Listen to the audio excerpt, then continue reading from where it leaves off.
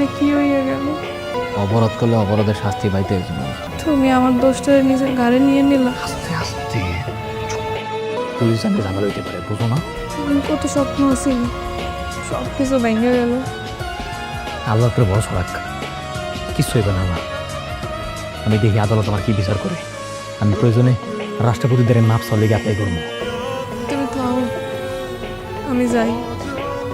আবার আমি সাবধানে থেকো। তুমিও সাবধানে থাকো।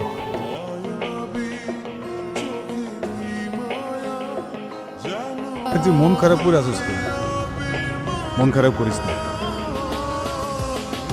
আমি তো তোর বাপের মতো, তাই না? তোর নিজের মুখের কথা। আমি থাকতে তোর কোনো ধরনের কোনো ক্ষতি হতে দেব না। তোর জীবনে এত কিছু ঘুইটা গেছে, তুই তো আমার আগে জানাস নাই। তোর যদি কিছু একটা হয়ে যাইতো।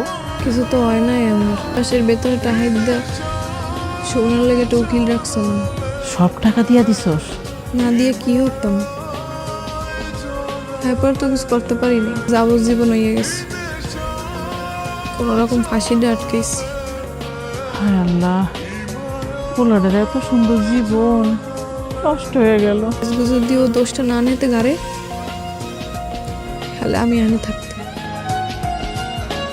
সুমন,